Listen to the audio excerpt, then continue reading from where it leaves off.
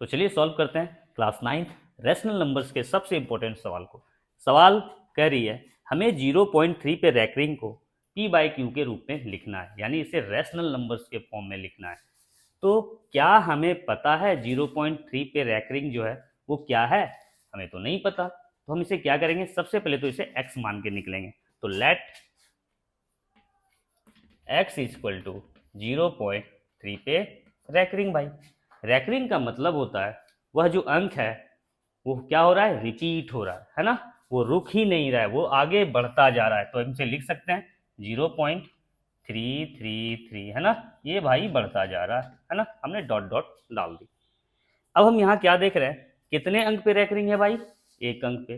तो जब भी एक अंक पे रैकरिंग हो तो हमें 10 से मल्टीप्लाई करनी है बोथ साइड। अगर दो अंक पे रैकरिंग हो तो हमें 100 से मल्टीप्लाई करनी है दोनों साइड। तो यहाँ कितने अंक पे रैकरिंग है, एक अंक पे, तो हमें दोनों साइड जो है 10 से मल्टीप्लाई करना है। तो मल्टीप्लाई बोथ साइड बाय 10। तो हमने यहाँ 10 से मल्टीप्लाई करा तो क्या हो गई है 10x इक्वल टू, जैसे ही हम यहाँ 10 से मल्टीप्लाई करेंगे पॉइंट जो है एक अंक आगे शिफ्ट कर जाने वाली है ना, तो ये क्या बन जाएगी 3.333 डॉट डॉट डॉट आगे बढ़ती जा रही है।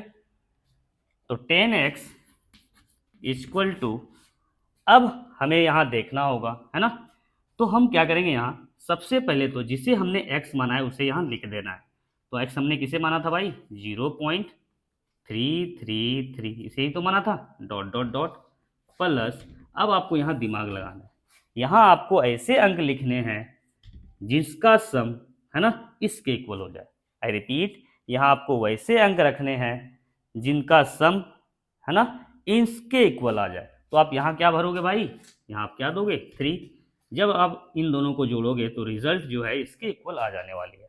तो 10x इक्वल टू, इसे हमने क्या मान के चला था भाई x, तो इसके प्लेस पे हम x लिख देंगे, अब प्लस 3। अब हमें इस x को लेफ्ट हैंड साइड लाना है, तो ये यहाँ आके क्या हो जाएगी, माइनस हो जाएगी, और रिजल्ट क्या आएगी 9x इक्वल टू 3, और x की जो वैल्यू होगी वो 3/9 यानी 1/3 है ना।